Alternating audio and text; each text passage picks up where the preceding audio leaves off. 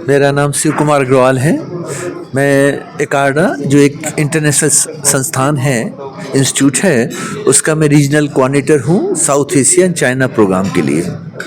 जैसा आपको पता है कि उड़ीसा गवर्नमेंट कई प्रोजेक्ट ऐसे चला रही है जिससे कि हमारे जो किसान लोग हैं उनको फ़ायदा पहुँचे। उनकी जो छोटी सी ज़मीन है उनके पास उनके नाम पर, उससे वो ज़्यादा से ज़्यादा फ़ायदा कैसे ले सकें, उसके साथ उन्होंने कई तरीके की स्कीम चलाई हैं, कई तरह के प्रोग्राम चलाए हैं। मैं बड़ा धन्यवाद देता हूँ उड़ीसा गवर्नमेंट का कि वो अपने किसानों के बारे में अच्छा सोच के अच्छी अच्छी स्कीम ला रहे हैं। उसी में से एक स्कीम है कि हम कैसे क्लाइमेट स्मार्ट, आप देख रहे हैं जो हमारा वेदर है कितना चेंज हो रहा है, कभी गर्मी है कभी सर्दी, और पता नहीं है कि आज वो होगा, कई बार बहुत ज़्यादा बरसात होती है।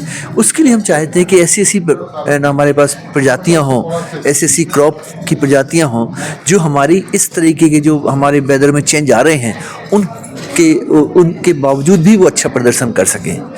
जब हम वैरायटी की बात करते हैं तो वैरायटी के अलावा क्या है कि उस वैरायटी की जो क्षमता है उसको हम पूरा तब ले सकते हैं जब हमारे पास सही तरीके की उसकी प्रोडक्शन टेक्नोलॉजी हो। उसके लिए क्या है, मेन चीज़ है कि हमें अच्छा सीड दें उनको, अच्छी से हम उनको जो जो भी दूसरी इनपुट ज़रूरत है वो दें, और साथ ही साथ किसानों को जो हमारी टेक्नोलॉजी ले जाएँ उनको उसमें हमें ना ट्रेनिंग भी दें ताकि उस चीज़ को समझ सकें। इन्हीं सबको ध्यान में रखते हुए जो एक प्रोजेक्ट है जिसको हम लोग उपक्रा कहते हैं, जो क्लाइमेट रिसिलिएंट एग्रीकल्चर उड़ीसा के लिए आए हुए हैं, उसमें हम कई तरह की हमारी जो क्रॉप है, जैसे हमारी पल्सेस हैं जिन्हें हम दलहन फसलें बोलते हैं, आपने देखा होगा ये जो फसलें हैं ये थोड़ा कम पानी में भी अच्छा कर सकती हैं। हम यदि राइस से कंपेयर करें तो आप देखेंगे कि राइस को अगर हमें पानी 400 मिलीमीटर या 500 मिलीमीटर लगता है तो इसे हम 250 मिलीमीटर में भी हम इसमें काम कर सकते हैं और उनमें सफलतापूर्वक उसका हार्वेस्ट कर सकते हैं। आपको पता है कि फसल क्रॉप जो है हमारी जो दलहनी फसलें हैं उसमें प्रोटीन ज़्यादा है, 2 से 3 गुना ज़्यादा है। इसमें आयरन जिंक जो बहुत ही ज़रूरी है हमारे स्वास्थ्य के लिए, वो भी 2 से 3 गुना ज़्यादा है। तो ऐसी प्रजातियाँ, और हम जब बात करते हैं अपनी टेक्नोलॉजी की, हम ये बात करते हैं कि डाइवर्सिफाइड, हमारे किसानों के खेत में भी डाइवर्सिफिकेशन हो, हमारी प्लेट जो है हमारे सामने खाने के लिए वो भी डाइवर्सिफाइड हो। हम दाल अकेले नहीं खा सकते, हम एक तरह से चावल नहीं खा सकते हैं। अगर चावल और दाल दोनों हो तो दाल भात तो हम अच्छी तरह खा सकते हैं। तो यही सबको ध्यान में रखते हुए जो हमारी उड़ीसा गवर्नमेंट है उसने इस तरह के प्रोजेक्ट चलाए हैं ताकि हमारे जो किसानों के जो राइस सिस्टम कर रहे थे, कैसे हम उसको डाइवर्सिफाई करें, कैसे हम उसको इंटेंसिफाई करें। बहुत बड़ा एरिया है जो राइस के बाद उसमें कुछ लगाते ही नहीं किसान, क्या उस ज़मीन को हम कुछ सी दूसरी बहुत ही शॉर्ट ड्यूरेशन वैराइटीज़ को किसानों के पास ले जाके क्या हम कर सकते हैं। आपने देखा होगा कई तरह की प्रजातियां हैं, जैसे मूंग बीन की विराट प्रजाति है, शिखा प्रजाति है, इस तरह से आप लेंटिल की है, उसमें भी बहुत छोटी छोटी आपके कम समय पकने वाली प्रजातियां हैं, उन सबको हम इंट्रोड्यूस कर रहे हैं। हमें लगता है इससे जो हमारे डिफरेंट स्टेट के जो डिस्ट्रिक्ट्स हैं, उनके जो हमारे स्टेट गवर्नमेंट ऑफिशियल्स हैं, उनके पार्टनरशिप से, उनके सहयोग से हम लगता है कि हम लोग किसानों के जीवन में कुछ चेंज ला सकेंगे। यही हमारा उसका डबल इनकम हो जाएगा सर?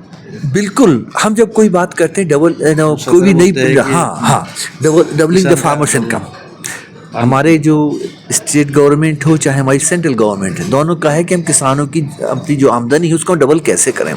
तो जब आप देखिए, जैसे हम राइस लगाया, राइस के हमने दूसरी क्रॉप ली तो हमें कुछ ना कुछ तो एक्स्ट्रा मिलेगा ना, तो वो बोनस की तरह होगा। और साथ में क्या है कि जो हम पल्स क्रॉप लगाते हैं तो वो हमारी ज़मीन जो है उसको ही उपजाऊ बनाता है, क्योंकि उसमें ऐसी उसकी क्षमता है कि वो जो हम केमिकल फर्टिलाइजर देते हैं ये अपने खुद फिक्स करती है, और जब फिक्स ही नहीं करती अपने लिए, लेकिन जो थोड़ा बहुत बच जाता है नाइट्रोजन वो हमारी नेक्स्ट क्रॉप के लिए। इसलिए आप देखोगे जब हम पल्सेस के बाद राइस को लगाते हैं या हम गेहूँ को लगाते हैं तो उसके ऊपर में बढ़ोतरी होती है। तो इस तरह से ही किसानों की उसमें, और सबसे बड़ी बात है सस्टेनेबल होना चाहिए। कोई चीज़ हम दें, ऐसा ना हो कि आज हम दें और कल हम उसको हम न कर सकें। तो हम किसानों को चाहते हैं सस्टेनेबल इंटेंसिफिकेशन हो, सस्टेनेबल डाइवर्सिफिकेशन हो, और एक तरह की क्रॉप ना लगाएं बल्कि कई तरह की क्रॉप लगाएं, जिससे कि उनको है ना, क्या होता है जो हमारे पास 10 तरीके की चीज़ें होंगी, एक फेल होगी तो 9 सफल होंगी।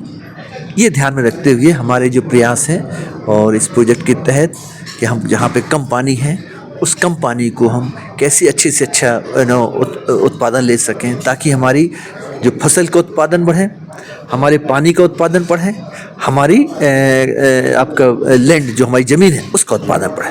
इन्हीं सबको ध्यान में रखते हुए ये सब प्रोजेक्ट चल रहे हैं। धन्यवाद।